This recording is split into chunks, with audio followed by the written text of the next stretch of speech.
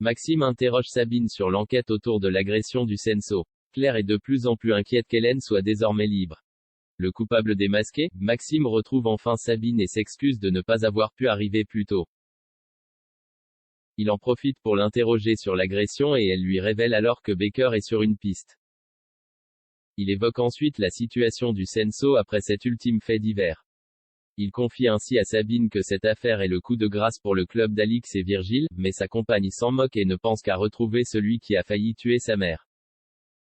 Face à la réaction de Sabine, Maxime s'excuse, Élise continue son enquête sur François. Elle a récupéré les fadettes de son téléphone et découvre qu'au moment de l'agression, le bornage indique que l'appareil était chez lui. Ce qui ne le disculpe pas pour autant car il aurait pu partir sans. Il a, en plus, des accès de colère lorsqu'il boit. Mais Baker ne le pense pas coupable, sa situation financière ne permettant pas d'engager une escorte. Claire, de son côté, n'arrive pas à taire l'inquiétude qui la ronge depuis la libération d'Hélène, même si l'ambiance est détendue à la maison. Florent lui rappelle que des experts ont confirmé que le traitement d'Hélène lui avait provoqué ses effets secondaires de démence. Mais Claire ne compte pas passer l'éponge sur les agissements de son ex-ami qui ont failli détruire sa vie. Elle regrette que tout le monde s'en moque et précise à son compagnon qu'elle ne dormira pas tranquillement tant qu'Hélène sera en liberté. Deuxième chance, Marc se confie à Myriam sur le silence de Louis qui ne lui donne plus de nouvelles.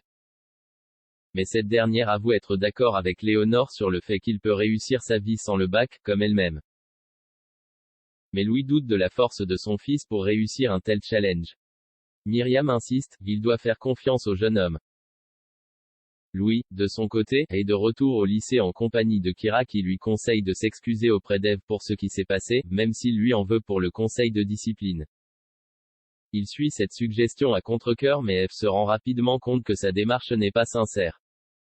Elle comprend qu'il lui en veut, mais ce sentiment est réciproque.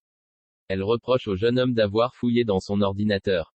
Il s'excuse et explique les raisons de son geste. Elle lui offre une seconde chance en lui proposant de repasser le devoir en question et de l'aider à comprendre ses blocages. Contacté de nombreuses fois par son père, Louis finit par accepter de lui répondre. Johanna appelle Claire pour s'assurer qu'elle compte bien faire appel de la libération d'Hélène. Claire confirme même si son avocate lui indique que la procédure peut prendre des mois et qu'elle devra se replonger totalement dans cette histoire devant le tribunal. Les employés du Senso sont convoqués par Alix et Virgile pour leur annoncer que le club va fermer. Julie compte rappeler l'hôtel dans lequel elle travaillait avant tandis qu'Inès a peur que sa mère l'oblige à reprendre ses études. À l'hôpital, Sabine croise Dimitri venu rendre visite à Claudine. Elle l'a appelé pour le remercier de lui avoir sauvé la vie. D'abord gêné face à son ex, il accepte finalement de boire un café avec elle. Il lui explique l'impact de la fermeture du Senso sur son activité avant de parler du fait de ne pas toujours avoir ce qu'il veut en la regardant d'une manière particulière. Elle prend la fuite mal à l'aise, nouveau départ, en discutant avec son rédacteur en chef, Marc se rend compte que les talents en informatique de Louis peuvent l'aider à réussir dans la vie.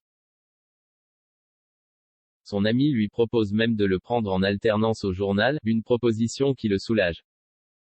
Il retrouve son fils un peu plus tard et s'excuse de lui avoir mis la pression alors que Louis reconnaît ses torts et lui assure qu'il va essayer d'obtenir son bac. En croisant Serge, Florent l'interroge sur la possible reprise de travail d'Hélène à l'hôpital. L'avocat lui avoue qu'il la pousse à reprendre sa vie pro, mais qu'elle refuse pour le moment. Il affirme comprendre l'inquiétude de Claire mais insiste sur le statut de victime d'Hélène.